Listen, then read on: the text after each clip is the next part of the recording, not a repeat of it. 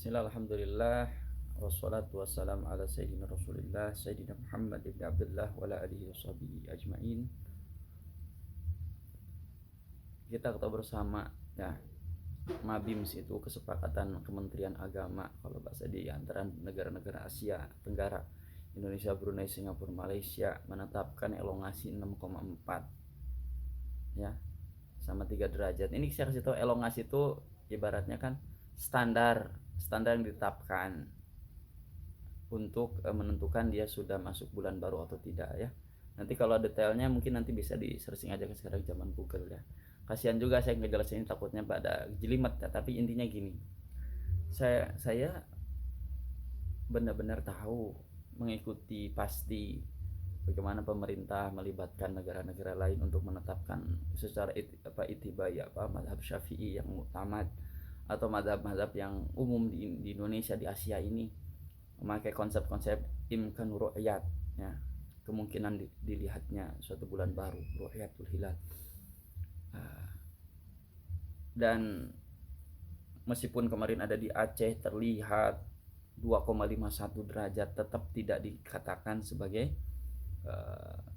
bulan baru, tetap tidak masuk syaratnya. Meskipun ada yang bersaksi saya melihat bulan dan lain-lain. Di sini juga ada pendapat daripada Muhammadiyah yang memakai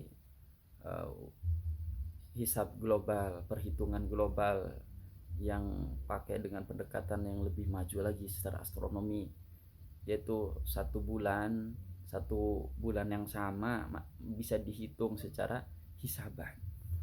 Waktu-waktu sholat juga pakai, sekarang sudah pakai hitungan waktu. Kita kalau melihat sholat zuhur tidak lagi lihat matahari, tapi lihat waktu, ketetapan waktu global yang pusatnya di Greenwich gitu. Kita ikut kok kalau itu adalah maslahat gitu. Kemaslahatan ketetapan waktu itu ada kemaslahatan ya. Matla di, jadi ketetapan global matlanya sekarang ada di sekarang itu Alaska ya, Kanada Utara sekarang. Ya itu adalah pemahaman daripada ahli-ahli astronomi, gak apa-apa. Justru saya juga mau kritik ya. Kalau saya kritiknya bukan ke orang-orang om, kasihan orang om jadi korbannya. Pemerintah itu harus saatnya mencari suatu solusi bersama. Saya bilang, oh ini udah perbedaan itu rahmat katanya. Ini adalah ruang istihad. Iya betul. Tapi kita juga punya akal, beristihadnya bisa sama ini. Karena ini metodenya meskipun berbeda jauh, tapi bisa. Saya yakin bisa suatu saat nanti insya Allah ada seorang ulama yang bisa memadukan ini. Karena keuntungannya kalau satu lebarannya sama, satu puasanya sama, ada ukhuwah Islamiyah di situ, tidak ada lagi keraguan. Jadi yang dipikirkan udah hal-hal yang lebih jauh, yang lebih modern lagi, yang lebih manfaat lagi, bukan lagi memikirkan kapan lebaran. Tapi orang-orang intelektual muslim udah memikirkan bagaimana caranya mengurangi defisit ekonomi, sudah mikirkan yang lebih jauh.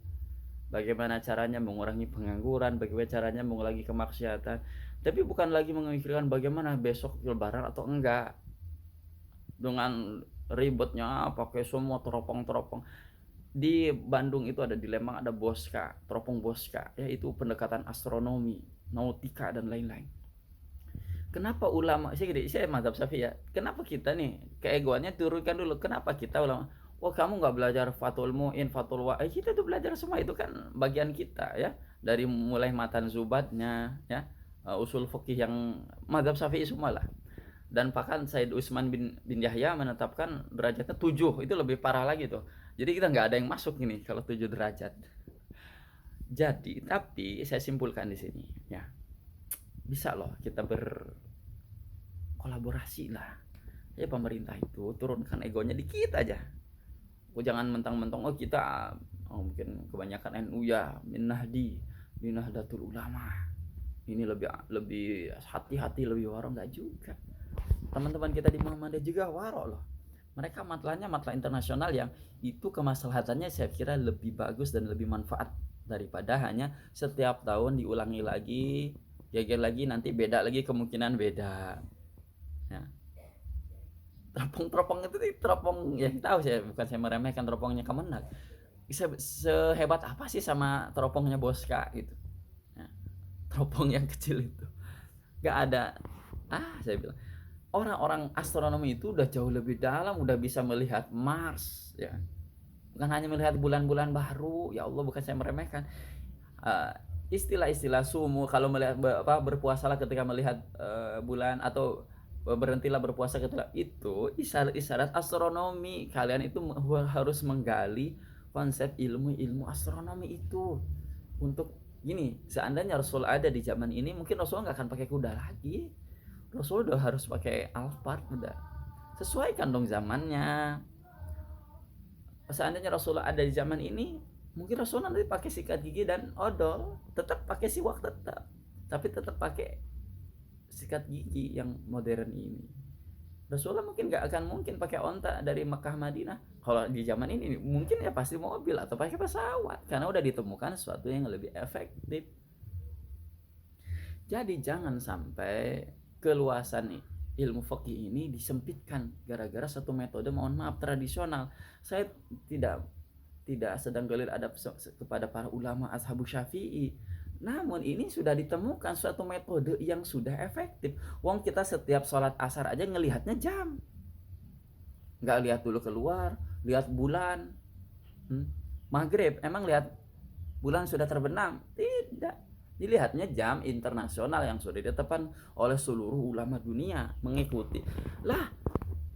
Waktu sholat setiap hari nggak pakai imkan ru'yat. Kenapa setiap geger aja setiap satu Ramadan dan satu Lebaran imkan ru'yat? Kenapa nggak pakai hisaban yang sama yang sudah ditetapkan? Maka ini fakta, harus mau nggak mau. Tapi kita, meskipun saya tetap ikutnya Lebaran besok, itu hari Sabtu, karena keputusan pemerintah itu wajib ditaati, ulil amri. Namun saya kritik terhadap pemerintah boleh, sebagai problem solving para ulama, para profesor, para doktor, yang orang-orang peneliti masalah usul fikih ini adalah bagian-bagian kita, ya, yaitu di Arab Saudi, di Abu Dhabi, di Yaman, bahkan di Yaman, Mesir, yang ashabu syafi'i semua, mereka menetapkan puasanya hari Jumat, lebarannya hari Jumat, mengikuti standar perhitungan kalender global. Dengan Grand Muftinya menetapkan bahwasanya seperti ini.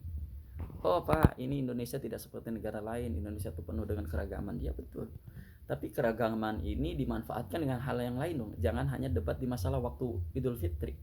Keragaman ini dipakai untuk bagaimana kemaslahatan memikirkan suatu problem solving seperti pengangguran. Ayo, keragaman ini dimanfaatkan.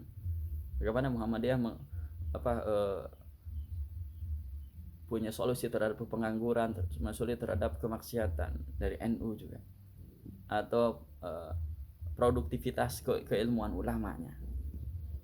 Bukan hanya di masalah yang saya kira ini saatnya sudah ditutup rapat-rapat. Masalah ini hanya sekedar sebagai keviralan saja. Menteri Agama gagah-gagahan melihat isbat-isbatan. Isbat tetap isbat, tapi lihat metode-metode yang dilakukan oleh kawan-kawan yang sudah menemukan konsep teknologi atau penemuan itu bisa dipakai kalau itu maslahat.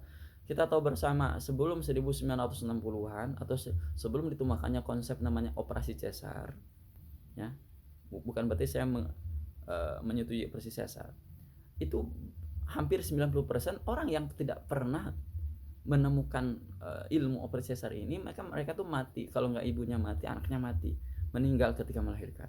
Padahal metodenya kalau ditemukan, karena kalau ini terlalu bahaya untuk melahirkan dengan normal, maka ada solusi, yaitu operasi cesar dengan di black di perutnya. Itu kan suatu penemuan teknologi untuk meminimalisir kematian. Jadi teknologi itu bisa ditemukan untuk kemaslahatan. Teknologi astronomi pun ditemukan untuk kemaslahatan. Ya, kemaslahatannya apa? Kalau contoh sudah ditetapkan kalender global, ya, saya lebih cenderung ke Muhammadiyah ya, meskipun saya NU ya. Apa-apa dong, saya kritik dong. kemaslahatannya nanti orang yang nanti nyewa gedung untuk, Idul Fitri, nyewa suatu hal untuk acara-acara Idul Fitri sudah tetap waktunya. Terus, kemungkinan nanti kepadatan pengendaraan pemudik, hilir mudik masuk keluarnya, dan nanti bisa diperkirakannya ada nanti solusinya karena ketetapan itu sudah ditetapkan, ya. Ukhuwah Islamiyah, karena saya kira ini ada satu konspirasi, mungkin sengaja orang-orang barat bikin kita tuh pecah terus, kelihatan sedikit. Pada umat Islam tuh Masya Allah, yang paling utama dari umat Islam adalah ukhuwah Islamiyahnya, kekompakannya. Oke, cukup dari saya, mudah-mudahan ada manfaatnya. Wa ma taufiqi illa billahi wa alaihi tawakkaltu wa ila unib wal muwaffiq ila aqwamit thoriq. Wassalamualaikum warahmatullahi wabarakatuh.